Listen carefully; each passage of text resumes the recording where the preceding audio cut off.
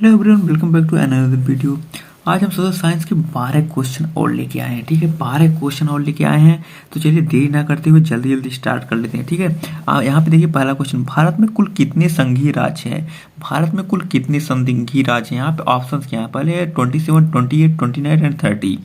Maximum लोगों को अभी भी पता है कि 29 संघीय राज्य है, लेकिन ऐसा नहीं है। इस टाइम 28 संघीय राज्य है। तो आपका ऑप्शन जो होगा करेक्ट वो सेकंड वाला होगा, बी वाला आपका आंसर सही होगा। इस समय आप 28 संघीय राज्य हैं। क्यों 28 संघीय राज्य हैं? क्योंकि तेलंगाना अलग हुआ तो आपको लगता होगा कि 29 है, बट 28 हमें बताने कैसे। चलिए नेक्स्ट क्वेश्चन की तरफ चलते हैं। भारतीय संघ में कितने केंद्र शासित प्रदेश हैं? केंद्र शासित प्रदेश है तो आपके ऑप्शन है 7, 8, 9, 10। पहले जो केंद्र शासित प्रदेश थे वो उसमें 7 थे, लेकिन अब जो है 8 हो गया है, इसलिए संघीय राज्यों की संख्या 28 हो गई, 29 नहीं 28। तो ठीक है, तो केंद्र शासित प्रदेश की संख्या जो है वो 8 है। आपका आंसर जो होगा बी वाला सही होगा। ठीक है, चलिए नेक्स्ट क्वेश्चन की तरफ चलते हैं। भारतीय संविधान की 8वीं अनुसूची में कितनी भाषाओं का समावेश है? 8वीं अनुसूची में कितनी भाषाओं का समावेश है? ठीक है, तो चलिए ऑप्शन देख लेते हैं यहाँ पे 20, 22, 24 एंड 26। तो आंसर क्या होगा?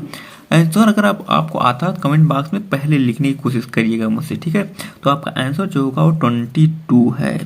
8वीं अनुसूची में कुल 22 भाषाओं का समावेश है। चलिए नेक्स्ट क्वेश्चन की तरफ चलते हैं। भारतीय संविधान में उल्लिखित 3 सूचियों में से निम्नलिखित में से कौन सा विषय समर्पित सूची में शामिल है?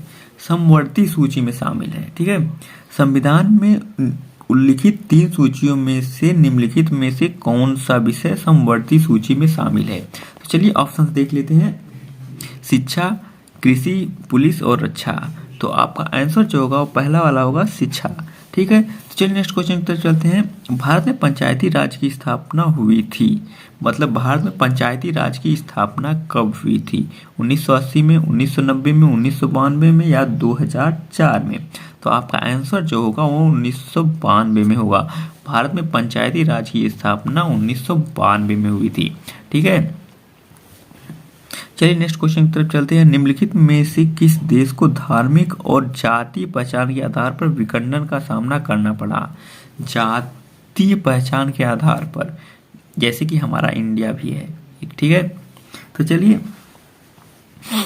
आपके ऑप्शंस देख लेते हैं। यहाँ पे बेल्जियम, भारत, यूगोस्लाविया, नीदरलैंड।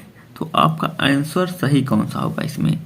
तो आपका आंसर जो होगा वो यहाँ पे सी होगा, यूगोस्लाविया। ठीक है, तो आपका तीसरा वाला ऑप्शन सही होगा यहाँ पे। चलिए नेक्स्ट क्वेश्चन की तरफ चलते हैं। मानव अधिकार दिवस कब मनाया जाता है? मानव अधिकार दिवस कब मनाया जाता है? आपके ऑप्शन हैं 10 सितंबर, 5 सितंबर, 40 सितंबर और 15 अगस्त। तो आपका आंसर जो होगा वो पहला वाला होगा यहाँ पे 10 दिसंबर, सॉरी मैंने सितंबर बोल दिया था, 10 दिसंबर। ठीक है, चलिए अगला क्वेश्चन देख लेते हैं। जातिगत भेदभाव से मुक्त सामाजिक व्यवस्था के लिए निम्न में से किसने काम किया है? ठीक है, चलिए ऑप्शन देख लेते हैं। महात्मा गांधी, डॉक्टर भीमराव अम्बेडकर, जन सरस्वती या राजा राम मोहन राय। तो ऑप्शन आपका होगा बी वाला, डॉक्टर भीमराव अम्बेडकर। बी वाला यहाँ पे आप देख रहे होंगे ऑप्शन पहले ही निशान लगाया हुआ, क्योंकि मैं वीडियो बना रहा था तो रिकॉर्डिंग नहीं हुई, इसलिए दोबारा से रिकॉर्ड कर रहा हूँ, सॉरी। ठीक है, चलिए नेक्स्ट क्वेश्चन की तरफ चलते हैं। निम्नलिखित में से किसमें महिलाओं के लिए आरक्षण सुनिश्चित है? ठीक है, ऑप्शन देख लेते हैं। विधानसभाओं में, लोकसभाओं में, पंचायती राज संस्थाओं में या राज्यसभा में? ठीक है, तो आपका आंसर जो होगा तीसरा सी वाला होगा, पंचायती राज संस्थाओं में। ठीक है, तो चलिए अगले क्वेश्चन की तरफ चलते हैं। नेपाल में लोकतंत्र की स्थापना हुई, नेपाल में लोकतंत्र की स्थापना कब हुई थी? ठीक है, 2005 में, 2006 में, 2008 में या 2015 में? तो आपका आंसर जो होगा वो 2015 होगा। ठीक है, चलिए नेक्स्ट क्वेश्चन की तरफ चलते हैं। भारतीय संसद में सूचना का अधिकार आरटीआई अधिनियम निम्न में से किस वर्ष में पारित किया था? ठीक है, तो आपका ऑप्शंस देख लेते हैं। सबसे पहले 2003, 2001, 2004 या 2005। तो आरटीआई अधिनियम आपका 2005 में पारित हुआ था। ठीक है, चलिए नेक्स्ट क्वेश्चन देख लेते हैं, और नेक्स्ट ये लास्ट क्वेश्चन आज का है। ठीक है, ग्रीन बेल्ट हरित पट्टी आंदोलन का संबंध निम्न में से किस देश से है? ठीक है, केन्या, नेपाल, बेल्विया या भारत? तो आपका आंसर जो होगा वो केन्या, पहला वाला। ठीक है, आज के लिए बस इतना ही। Thank you.